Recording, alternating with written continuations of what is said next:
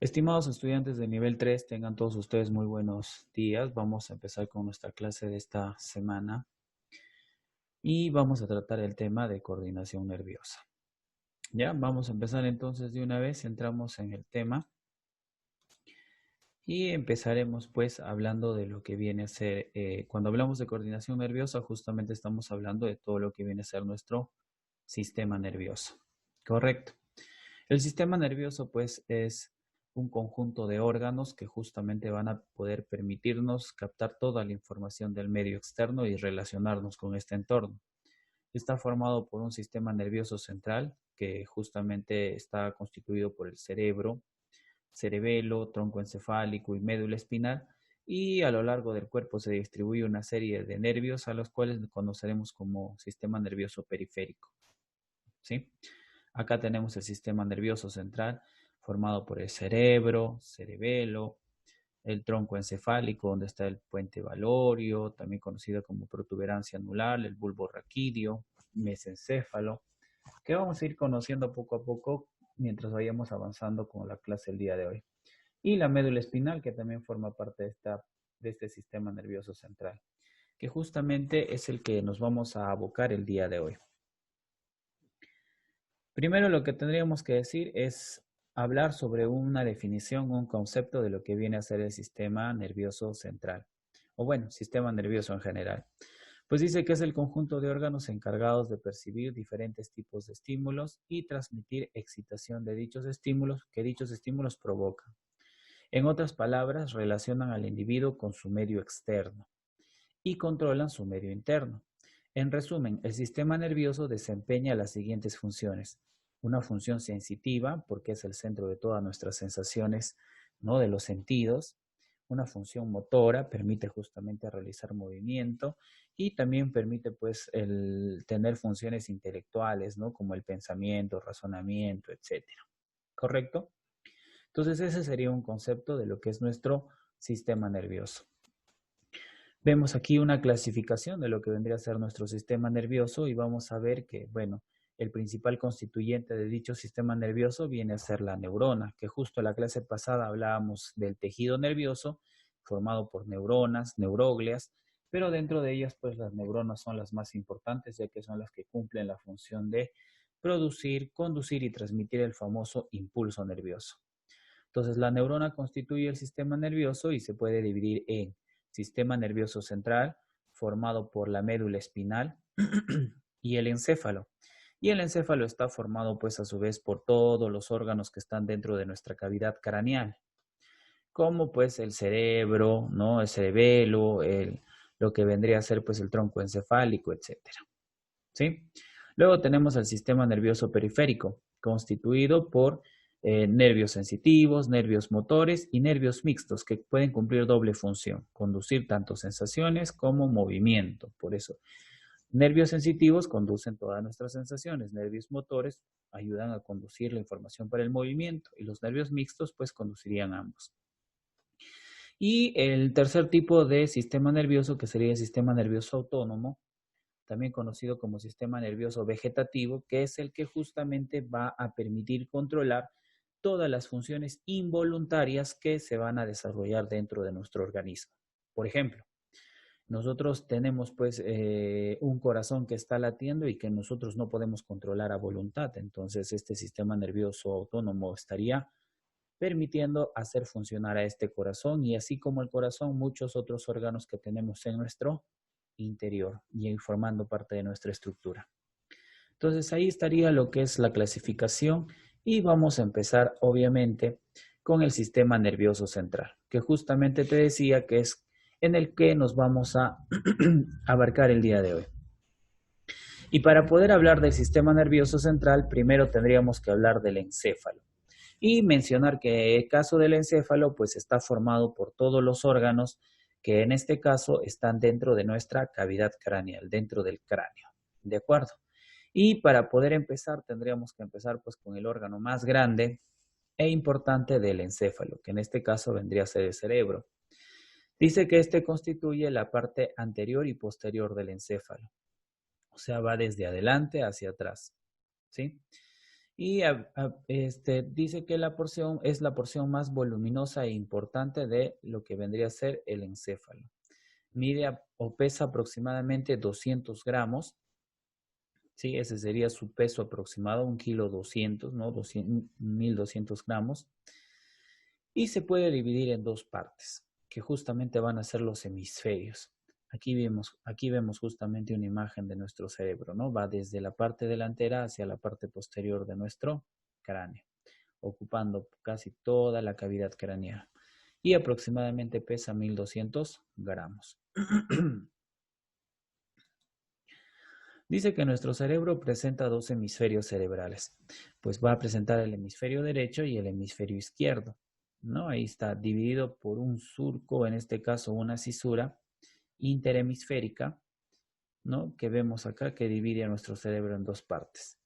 Y bueno, pues está unido en la parte del centro por una estructura que se le denomina cuerpo calloso. Tenemos que mencionar, dice que estos dos hemisferios, tanto el derecho y el izquierdo, dice que siendo generalmente dominante en el 90% de la población mundial el hemisferio derecho, o perdón, el hemisferio izquierdo, ¿ya? Tenemos dos hemisferios y el izquierdo es dominante en el 90% de la población mundial. Acá justamente estos hemisferios cerebrales van a desarrollar lo que se le denomina dominancia contralateral. ¿Qué significa eso? Que el hemisferio izquierdo de nuestro cerebro controlaría todo el lado derecho de nuestro cuerpo, mientras que el hemisferio derecho va a controlar el lado izquierdo de nuestro cuerpo. O sea, que se están cruzando para poder cumplir sus funciones. Por eso se le denomina dominancia contralateral, porque el izquierdo gobierna el lado derecho del cuerpo y el derecho gobierna el lado izquierdo del cuerpo. Como ya habíamos dicho, se comunican a través del cuerpo calloso, que justamente es la estructura que permite mantener unidos a los dos hemisferios de nuestro cerebro. En la parte externa encontramos las cisuras que justamente van a permitir delimitar los denominados lóbulos, que serían regiones o áreas específicas sobre la corteza del cerebro que ya vamos a ir conociendo poco a poco. Podríamos mencionar justamente aquí tenemos los dos hemisferios cerebrales, ¿no? Y en este caso, pues las funciones del hemisferio cerebral derecho, que domina el lado izquierdo, pues están más apegados al proceso de la intuición, la imaginación, los símbolos, ¿no? Aquí está nuestro pensamiento idealista, el sentir, nuestra espiritualidad, el ritmo, la armonía, ¿no? Y justamente pues el hemisferio derecho controla el lado izquierdo del cuerpo, produciendo justamente eso, la intuición, percepción tridimensional, sentidos artísticos, imaginación. Mientras que en este caso, el hemisferio izquierdo de nuestro cerebro, ¿no? Domina el lado derecho del cuerpo, permitiendo el lenguaje escrito, el lenguaje hablado, el razonamiento, la habilidad numérica, ¿no? Y también pues nos permite tener un pensamiento más racional, lógico, matemático, un pensamiento más práctico, ¿no? Y pues está más apegado a lo que viene a ser el sentido de nuestros sentidos, el orden, los hábitos, detalles, etcétera. Hablemos de la configuración externa de nuestro cerebro. Pues nuestro cerebro tiene dos polos, ¿no? Uno anterior y uno también conocido como frontal, y otro occipital y posterior. Si vemos aquí, pues el cerebro va a estar hacia adelante, sería pues el polo anterior o frontal, y hacia atrás sería el polo posterior o occipital. También presenta cisuras que van a venir a ser depresiones profundas, las cuales pueden dividir a los hemisferios, ¿no?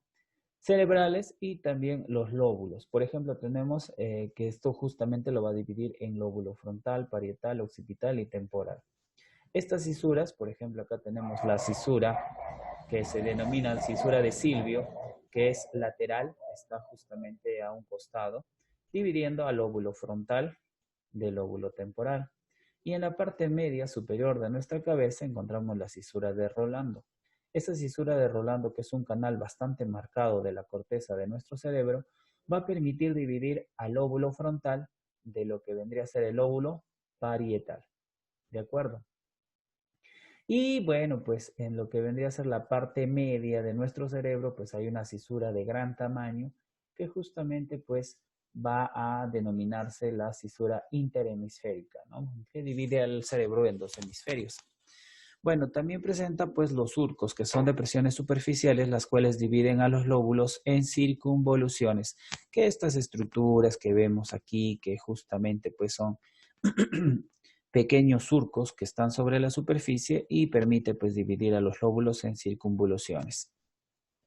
Presenta tres caras, la que sería la cara externa, que sería pues acá la parte de abajo, ¿no? O perdón, la cara externa es todo lo de afuera, la cara interna sería la parte de abajo y la cara interna, perdón, es la parte que está entre los hemisferios y la cara inferior sería la que está aquí abajo, ¿no? Ahora sí. Entonces, disculpen por el lapsus, me trabé un poquito. Entonces, no te olvides. Tres caras, cara externa, la de abajo, cara inferior, y hacia adentro, hacia la parte donde están los hemisferios, la parte media, ahí estaría la cara interna. Pasamos a continuación a hablar de lo que son las funciones del cerebro. El cerebro va a cumplir función sensorial porque recibe el impulso nervioso generado por los órganos de los sentidos. Y también cumple función sensitiva, la que realiza el lóbulo del área sensitiva que se encuentra localizado el lóbulo parietal, en donde llegan los impulsos nerviosos generados por los receptores sensoriales cutáneos, viscerales y el área de la prostolándica, el área prostolándica. Aquí podemos mencionar, por ejemplo, que el cerebro, pues la visión está dirigida hacia el lóbulo occipital, que en este caso sería la parte posterior de nuestro cerebro. Antes de justamente hablar esto, aquí justamente podemos ver que las cisuras que te había mencionado dividen a los lóbulos. Aquí toda la parte de roja que está hacia adelante vendría a ser el lóbulo frontal. Aquí vemos de color medio celeste el lóbulo parietal. Aquí al costado, hacia ambos lados, hacia a lo que viene a ser los costados, más o menos a la altura de nuestros oídos, tenemos el lóbulo temporal y aquí tendríamos pues una parte posterior que sería el lóbulo occipital. Dicho sea de paso, en esta porción conocida como lóbulo occipital es el que justamente va a encontrarse el área de la visión. Y ahí se va a decodificar toda la información que ingresa a través de nuestros ojos, viaja la información hasta el lóbulo occipital, lo decodifica y ahí recién sabemos qué es lo que realmente estamos viendo. El área auditiva pues se encuentra en el lóbulo temporal, más hacia la parte superior de este lóbulo temporal que lo tenemos al costado. El área olfatoria pues se encuentra en la cara interna del lóbulo temporal, ¿no? O sea, lo más profundo del lóbulo temporal. Y la parte gustativa pues se encuentra en el lóbulo parietal, en la parte inferior de nuestro lóbulo parietal.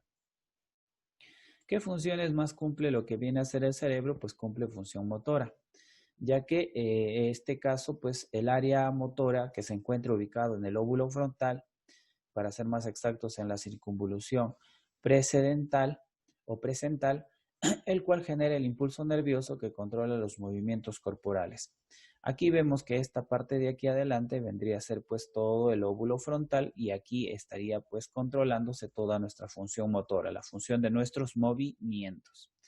También tenemos las áreas de asociación, que son áreas donde se reciben o analizan señales procedentes de múltiples regiones de la corteza y estructuras subcorticales. Estas áreas están relacionadas con la inteligencia, la memoria, el razonamiento, etc. Y dentro de ellos podremos encontrar áreas muy específicas como el área de Wernicke, que es el área del entendimiento del lenguaje, se socializa en el lóbulo temporal. Justamente aquí vemos esta estructura que vemos aquí, vendría a ser el área de Wernicke. Esa área de Wernicke pues dice que es el área que nos permite a nosotros entender el lenguaje. Por ejemplo, en este preciso momento que yo estoy hablando y tú entiendes lo que yo digo, pues lo estás entendiendo gracias al área de Wernicke de tu cerebro. Y cuando tú lees pues algo y entiendes lo que estás leyendo, pues está utilizándose también el área de la comprensión de la lectura que está asociada pues a dicha área de Wernicke. También encontramos el área de Broca, pero en este caso esta área de Broca se encuentra pues en el lóbulo frontal, aquí muy pegado a la cisura de Silvio, que divide al lóbulo frontal del lóbulo temporal. No te olvides que aquí arriba, entre el lóbulo frontal y el lóbulo parietal, estaba la cisura de Rolando. ¿De acuerdo? Esta área de Broca, que lo encontramos acá, dice que es el área de lenguaje y controla la articulación de las palabras. O sea, que yo ahorita que estoy hablando y tú me estás escuchando, yo estoy utilizando el área de Broca que justamente me permite poder articular las palabras y poder producir el lenguaje. ¿De acuerdo? Bueno, esas serían las principales funciones de nuestro cerebro. ¿Sí? También tendríamos que mencionar que lo que vendría a ser la base de nuestro cerebro, pues encontramos el famoso diencéfalo. Este diencéfalo se ubica en la parte central de los dos hemisferios cerebrales y está formado por dos estructuras, el tálamo y el hipotálamo. Aquí podemos observar justamente lo que vendría a ser la parte externa de nuestro cerebro, lo que es la corteza cerebral, pero también encontraríamos en este caso aquí, ¿no? En la parte ya central y en la base de nuestro cerebro, lo que vendría a ser el diencéfalo, conformado por lo que vendría a ser el tálamo, bastante grande y voluminoso, como puedes ver, esta estructura de color amarillenta, y el hipotálamo mucho más pequeñito, como se puede observar aquí en la imagen. ¿De acuerdo? En este caso, dice que el tálamo sirve como estación de relevo para los impulsos nerviosos que llegan a la corteza cerebral. ¿Qué significa eso? Por ejemplo, si llega un impulso nervioso desde la vista, entonces llega al tálamo y el tálamo lo dirige al lóbulo occipital donde se decodifica la visión. ¿Ya? Si viene información para producir movimiento, el tálamo lo direcciona hacia el lóbulo frontal donde justamente está el área motora, ¿no? Que produce el movimiento. Si viene una información, por ejemplo, en este caso, pues auditiva, pues lo manda al lóbulo temporal para que se pueda decodificar la información. Entonces es una estación de relevo que distribuye la información a cada parte de la corteza cerebral. Luego tenemos al hipotálamo, muy pequeñito, pero en realidad importantísimo, ya que cumple múltiples funciones. Por ejemplo, podemos decir que el hipotálamo, o son funciones del hipotálamo, que se encuentra la relación con el comportamiento emocional. O sea que cada vez que nosotros nos emocionamos, el hipotálamo es el que justamente puede permitirnos tener esas sensaciones, como la alegría extrema, la tristeza, ¿no? La euforia, etcétera, que son procesos emocionales. Se encuentra en relación también con lo que vendría a ser nuestra temperatura corporal. Ayuda a controlar nuestra temperatura, ¿no? Que tengamos una temperatura promedio, por ejemplo, nuestra temperatura de 37 grados Celsius. Interviene en el control y las regulaciones de las aguas y sales minerales, ayudando a controlar que nuestro cuerpo no tenga un exceso ni tampoco poca cantidad de agua, y lo mismo pasa con las sales minerales. También ayuda a controlar el metabolismo de las grasas y los carbohidratos, interviene en el funcionamiento de la hipófisis, que es una glándula que se conecta con el hipotálamo y gobierna pues todo lo que viene a ser nuestro sistema endocrino, todo nuestro sistema de glándulas internas del cuerpo. Y también pues dice que en este caso el hipotálamo es el centro del hambre, la saciedad y la sed. Cuando tú tienes hambre, pues el que está ordenando justamente esa sensación es este hipotálamo, igual cuando tienes sed. Y cuando has comido lo suficiente y has bebido lo suficiente de líquido, pues la saciedad también es pues determinada por esta estructura denominada hipotálamo. De esta forma terminamos con el diencéfalo y estaríamos terminando de hablar de toda la estructura cerebral. Ahora pasaríamos a hablar de lo que viene a ser el cerebelo. Y si nosotros observamos, pues aquí en la parte posterior, debajo del lóbulo occipital, pues encontraríamos lo que viene a ser el cerebelo. El cerebelo está formado por dos estructuras, una sustancia gris hacia la parte externa y una sustancia blanca hacia la parte interna. ¿Correcto? En este caso, pues esta parte de aquí adentro, como puedes ver, pareciera que es un arbolito que está pegado su tronco aquí justamente a lo que vendría a ser esta estructura denominada tallo cerebral. A esta estructura justamente que tiene la forma de arbolito se le denomina el árbol de la vida. Cuando hablamos del cerebelo decimos que se ubica debajo del lóbulo occipital y detrás de la protuberancia y bulbo raquídeo, que son parte del tallo cerebeloso o también conocido como tronco encefálico. Formado por dos hemisferios muy parecido al cerebro, entre los cuales hay una porción media que sirve para unir que se llama vérmix. El vérmix une a los dos hemisferios del cerebelo. ¿Ya? Su unión al tronco encefálico se da por tres pares de pedúnculos cerebelosos, o sea que se van a insertar y van a dejarlo adherido a lo que va a venir a ser el tronco cerebeloso, o el tronco encefálico, perdón. Las estructuras que lo constituyen justamente es la sustancia gris que está hacia afuera, periférica, y que forma la corteza cerebelosa, y la sustancia blanca que se encuentra hacia adentro, la parte central, semejante a un árbol, por eso se le conoce como el árbol de la vida, que justamente te acabo de mencionar en la diapositiva anterior. Las funciones que tiene pues se dividen en lo que viene a ser tres partes o segmentos de lo que es el cerebelo, el arqueocerebelo, el paleocerebelo y el neocerebelo, donde el arqueocerebelo cumple la función de regular el equilibrio y la postura corporal. O sea, justamente cuando tú puedes estar de pie y tienes equilibrio es gracias a esta parte del cerebelo denominada arqueocerebelo. El paleocerebelo regula el tono muscular. Cuando hablamos de tono muscular estamos hablando de el estado de semicontracción de nuestros músculos, cuando no están completamente estirados ni completamente relajados.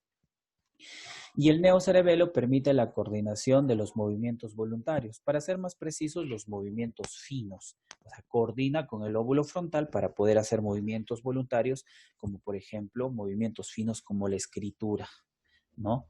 Entonces ya sabes quién es la parte del cerebelo que nos ayuda a controlar los movimientos o coordinar los movimientos como los movimientos finos.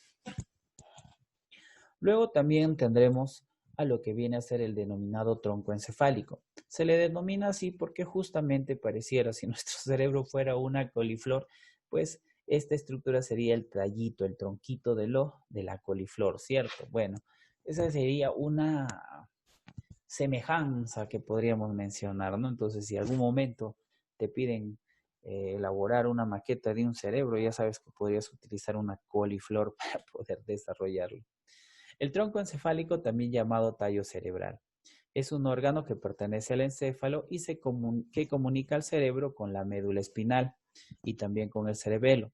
Se localiza en la fosa inferior del cráneo, por debajo del cerebro y por delante del cerebelo, y sobre la médula espinal. Este tronco encefálico se divide en tres partes fundamentalmente. Lo que vendría a ser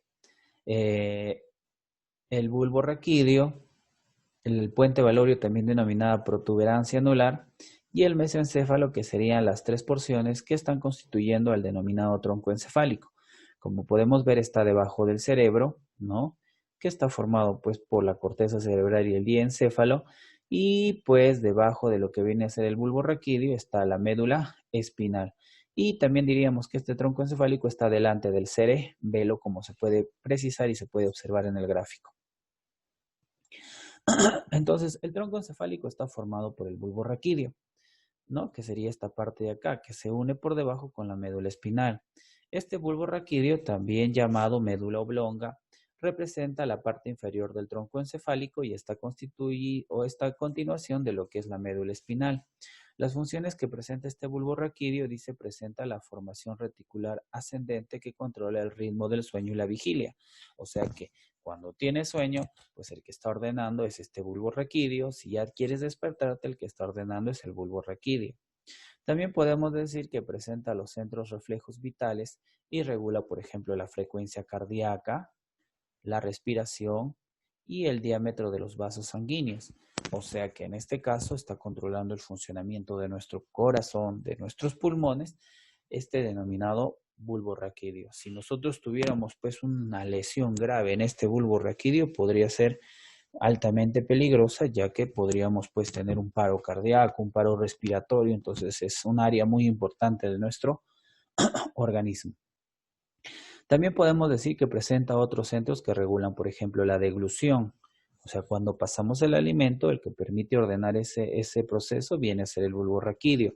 El vómito, cuando tenemos justamente ese malestar, ¿no? Entonces, ¿qué nos ayuda? Pues es el bulbo raquídeo a justamente poder desechar pues esos alimentos, ¿no? A través del vómito. La tos, el estornudo y el hipo también serían controlados por el bulbo raquídeo. Ahora pasaríamos a la estructura que se encuentra por encima del bulbo raquídeo, que en este caso sería la parte más gruesa del tronco encefálico, conocido como protuberancia. En este caso, la protuberancia anular también se denomina puente valorio, se une al bulbo raquídeo y al mesencéfalo, y también al cerebelo. Aquí vemos justamente esta protuberancia, por arriba tiene el mesencéfalo, por abajo al bulbo raquídeo y por detrás al cerebelo. Las funciones de esta protuberancia anular contiene pues las áreas de la neumotaxia y la aunéustica, que regulan la frecuencia respiratoria, aumentando también la respiración. Cuando hablamos de la neumotaxia, pues es el proceso de respiración continuo que nosotros tenemos. Si te has dado cuenta, pues nuestra respiración, tú no estás pensando que tienes que respirar. ¿Qué pasaría? De repente te olvidas de que tienes que respirar y morirías, ¿cierto? Entonces, nuestra respiración es mixta porque es voluntaria y también es, en este caso, autónoma o involuntaria.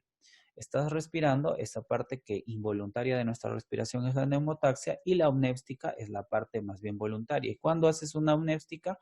Cuando haces una respiración forzada, ¿no? Tomas todo el aire posible y lo botas, ¿no? Una respiración profunda. Esa sería la que gobierna la apnéstica, ¿no? Estos dos entonces controlan nuestra frecuencia o nuestro ritmo respiratorio. Pasamos al siguiente. Sería el mesencéfalo, también conocido como pedúnculo cerebral. Es la parte superior del tronco encefálico y une al tronco con al tronco encefálico con el cerebro. Para ser más preciso, con la parte del diencéfalo. ¿Ya? Las funciones de este mesencéfalo o pedúnculo cerebral dice que está relacionado con el control de los movimientos involuntarios y el tono muscular.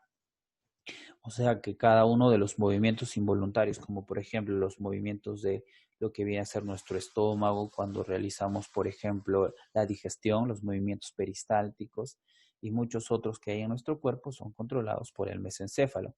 Coordina los movimientos oculares en respuesta a los estímulos visuales. Si tú te has dado cuenta, nuestros ojos se mueven de manera coordinada, ambos, ¿cierto? Entonces es gracias al mesencéfalo. Y también coordina los movimientos de la cabeza y el tronco en respuesta al estímulo auditivo. Cuando escuchamos algo, justamente nuestra cabeza se mueve para tratar de saber de dónde ha venido, ¿cierto? Y este proceso de movimientos coordinados entre la cabeza y el tronco de nuestro cuerpo, ¿no? Producidos por los estímulos auditivos, pues justamente los controla el mesoencéfalo. De esta forma hemos terminado con el tronco encefálico, también conocido como tallo encefálico, formado por tres estructuras. La inferior bulborraquídeo, que se une con la médula espinal, la parte media y más gruesa, el puente valóreo, que se une con el mesoencéfalo por arriba, el bulborraquídeo por abajo y el cerebelo por detrás. Y la parte superior del tronco encefálico, que es el mesoencéfalo, que justamente ahora acabamos de hablar de él. Ahora hemos terminado con todos los órganos del encéfalo. Hemos hablado del cerebro, de su corteza cerebral, del diencéfalo que se encuentra en la parte inferior y al medio del cerebro. Hemos hablado del cerebelo y hemos hablado del tallo o tronco encefálico. Ahora pasaríamos a hablar de lo que es la médula espinal. La médula espinal dice que ocupa los 2/3 superiores del conducto raquídeo de la columna vertebral. Pues si acá está en el cráneo, está el encéfalo, a través de nuestra columna vertebral hay un orificio o un conducto que justamente va a contener a dicha médula espinal. Aquí vemos, nuestras vértebras tienen un orificio que contiene nuestra médula espinal. Podemos decir que en este caso, esta médula espinal, ¿no? No te olvides que ocupa los 2/3 superiores del conducto raquídeo de la columna vertebral. Está rodeado y protegido por las vértebras, meninges y líquido cefalorraquídeo. Que ya, bueno, pues el líquido cefalorraquídeo es un líquido que envuelve así como el encéfalo también a nuestra médula espinal. Correcto. También tendríamos que mencionar que está formado por segmentos, ¿no? Imaginariamente se divide en 31 segmentos. 8 cervicales que estarían a la altura del cuello. En este caso también tenemos 12 torácicos que están a la altura de nuestro pecho, ¿no? O bueno, en este caso la espalda superior. 5 lumbares que estarían a la parte baja de nuestra espalda. 5 sacros que estarían formando ya la pelvis. Y un coxígeo que sería la última porción de nuestra columna vertebral y de nuestra médula espinal, ¿no? Que justamente está formado pues, por el hueso coxis, ¿no? Entonces serían las 31 segmentos que forman la médula espinal. Y de cada uno de ellos, dice, emerge un par de nervios raquídeos que se van a prolongar hacia todo el cuerpo y eso se denomina lo que es ya el sistema nervioso periférico que se distribuye a lo largo de todo nuestro cuerpo. Las principales funciones de la médula espinal dice que son vías de conducción, ¿no? Podemos decir que la vía ascendente conduce el impulso nervioso sensitivo hacia el encéfalo y la vía descendente conduce los impulsos nerviosos, en este caso, motores hacia la periferia. Entonces es una vía de conducción, por él pasan los impulsos nerviosos, permitiendo que viajen a gran velocidad. También podemos mencionar que la médula espinal es el centro de los actos reflejos. ¿Y qué son los actos reflejos? Pues es una respuesta inmediata de un órgano efector, músculo o glándula de manera involuntaria ante un estímulo. Por ejemplo, tú estás caminando, te tropezaste y de manera sin pensar, de manera involuntaria has puesto las manos con tal de protegerte y no golpearte. Ese vendría a ser un acto reflejo. Si tú te has dado cuenta, pues también cuando tú te hincas o te pinchas, inmediatamente sacas la mano, también es un acto reflejo. Estos actos de movimiento que hemos mencionado ahorita, por ejemplo, no serían producidos por el cerebro, sino por la médula espinal. Por eso es que son tan rápidos, tan veloces. Por ejemplo, cuando hablamos de los reflejos, ¿no? Dentro del fútbol, ¿quién sería pues el que tendría que tener mayor habilidad con estos reflejos? Definitivamente un arquero, ¿no? Para que reaccione de manera muy rápida. Entonces, justamente, pues eso también vendrían a ser reflejos. Por eso, justamente, estas personas pues tienen una gran capacidad de respuesta. Ahora, el acto reflejo, entonces es esa respuesta inmediata, pero también existe el arco reflejo. Pero ¿qué diferencia? Uno es acto, el otro es arco. El arco reflejo es la formación nerviosa del acto reflejo y viaja por un circuito denominado arco reflejo. O sea, mientras el acto reflejo es esa respuesta que se da ante esta situación, el acto reflejo son los órganos que permiten que se pueda desarrollar el acto reflejo. Arco son los órganos, acto es la respuesta que se puede dar. La información nerviosa del acto reflejo viaja por el circuito denominado arco reflejo, formado a su vez por el órgano receptor, neurona aferente o sensitiva, neurona intercalar o asociativa y la neurona aferente o motora. Y a este todo se les denomina el órgano afector. Por ejemplo, acá tenemos el receptor, por ejemplo, la piel, un pinchazo. Inmediatamente la información viaja hacia la médula espinal y una vez llega a la médula espinal, este devuelve la información y lo manda a los músculos para que los músculos produzcan movimientos y saques inmediatamente, por ejemplo, la mano si te hubieras pinchado, ¿no? Entonces, estos órganos, el receptor, la médula espinal y el órgano efector, pues están formando el denominado arco reflejo. Muy bien, de esta forma hemos concluido con nuestra clase el día de hoy. Lo único que nos queda ahora, pues, es en este caso empezar a desarrollar nuestra práctica de la semana, ¿correcto? Y en este caso, pues, tendríamos que empezar con lo que viene a ser la primera pregunta y nos dice cómo se define o cómo defines el sistema nervioso. ¿Qué podríamos decir del sistema nervioso entonces? Podríamos decir que es el conjunto de órganos especializados que se encargan de recibir y procesar la información del medio ambiente. Conjunto de órganos especializados que se encargan de recibir y procesar la información del medio ambiente. El sistema, dice, complete. El sistema nervioso humano se divide, bueno, en este caso nos han puesto dos casilleros, en realidad deberían de ser tres. Es el sistema nervioso central, el sistema nervioso periférico y el sistema nervioso autónomo o vegetativo. ¿De acuerdo? B. El encéfalo está formado por el cerebro, el cerebelo y el tronco encefálico. ¿Ya? Son las tres estructuras que forman el encéfalo. El tronco encefálico está formado por, sería el bulbo raquídeo, la protuberancia anular y el mesencéfalo, ¿no? Son las tres estructuras que forman el tronco encefálico. 3. Responda brevemente. ¿Qué son las cisuras cerebrales? Podríamos decir que son las depresiones profundas del cerebro que permiten dividir al cerebro en hemisferios y lóbulos, ¿no? ¿Qué dividen? Bueno, en todo caso son las depresiones profundas del cerebro, porque acá también nos pregunta qué dividen. Pues en este caso dividen al cerebro en hemisferios y en lóbulos. Dice, ¿qué son los lóbulos cerebrales? Los lóbulos cerebrales son regiones, ¿no?, de la corteza cerebral, como el lóbulo frontal, parietal, temporal y occipital. Mencione tres cisuras cerebrales. Bueno, las más conocidas sería la cisura longitudinal o interhemisférica, que divide al cerebro en dos hemisferios, izquierdo y derecho. la cisura de Silvio, que está a un costado, que permite dividir al cerebro en lóbulo frontal y lóbulo temporal, y en la parte media superior de nuestro cerebro, la cisura de Rolando, que divide al cerebro en lóbulo frontal y lóbulo parietal. ¿Ya? Entonces, las tres serían, pues, cisura longitudinal, cisura de Silvio, cisura de Rolando. Pasamos a la siguiente. A ver, 4. Relacione correctamente sobre las funciones sensoriales de la corteza cerebral. A ver, el área gustativa, ¿con quién se va a encontrar relacionado? El área gustativa pues está relacionado con la corteza del lóbulo parietal. Entonces A iría en el segundo casillero. Luego tenemos el área olfatoria. El área olfatoria está pues relacionado con la cara interna del lóbulo parietal. Entonces B iría en la parte final. Luego el área visual. El área visual con el lóbulo occipital. Entonces C iría al principio y finalmente el área auditiva con el lóbulo temporal D iría aquí, penúltimo. ¿Ya? Entonces sería C, A, D, B. Complete. El área del lenguaje entendido se localiza en bueno, estaríamos hablando en el lóbulo temporal y se llama área de Wernicke, ¿no? Entonces, bueno, esto te ya lo revisas en el libro ahí para que entiendas, porque se escribe W-E-R-N-I-C-K-E.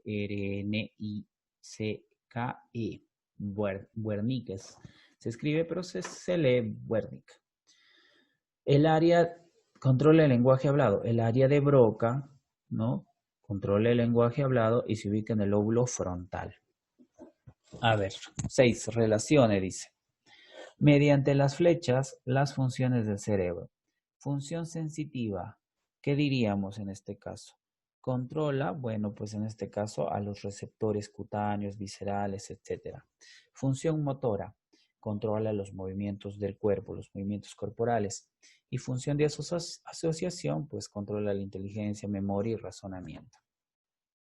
Bueno, el 7 lo dejamos para la próxima diapositiva. Pasamos al 9.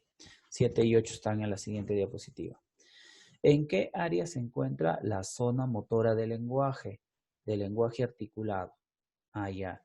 En este caso, para producir el lenguaje articulado, pues utilizamos el área de Broca, que nos permite articular las palabras.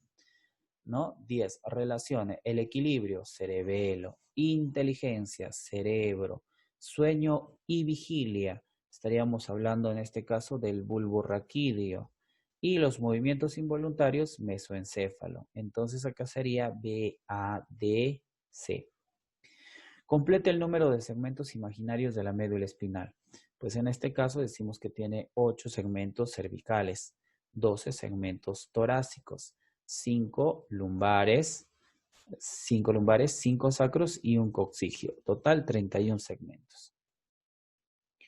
Pasamos a la siguiente. Acá tenemos pues el 7, que nos habla del cerebelo. ¿Qué podríamos decir del cerebelo? Diríamos que es un órgano impar y simétrico. Presenta dos porciones, ¿no? El vérmix, que sería la parte media, y dos hemisferios que están unidos justamente por el vérmix. 8. Mencione 3 funciones de cada uno. 3 funciones de cerebelo. Pues regula el equilibrio, una función. Otra podríamos decir que regula el tono muscular, ¿no? Y otra función, pues, que coordina los movimientos finos. ¿Ya? Tronco encefálico, bueno, pues acá hay múltiples funciones, ¿no? Podríamos decir, por ejemplo, controla el sueño y la vigilia, ¿no? Podríamos mencionar también, por ejemplo, que regula la frecuencia respiratoria y cardíaca, coordina, por ejemplo, los movimientos oculares, ¿no? Hay varias que podríamos revisar, ya sea de lo que es, en este caso, el mesencéfalo, la protuberancia anular y el bulbo raquídeo. 12. Llamado también tallo cerebral, pues el tronco encefálico, ¿cierto? 13. Es un centro importante para mantener la homeostasis corporal. Estaríamos hablando, pues en este caso, el que nos permite desarrollar la homeostasis es todo el tronco encefálico. ¿Qué cosa es la homeostasis? El equilibrio interno de nuestro cuerpo, ¿ya? Entonces, por ejemplo, ¿quién nos regula la temperatura para que esté equilibrada? Ujú. ¿No? Y bueno, pues permite pues otras funciones más. Bueno, en este caso, pues no sería, disculpen, sería pues el hipotálamo, ¿no? También nos permite controlar, por ejemplo, la sed, el hambre, la saciedad, ¿no? La temperatura, regula nuestro sistema endocrino, o sea, permite el equilibrio del cuerpo y ese equilibrio se llama homeostasis. 14.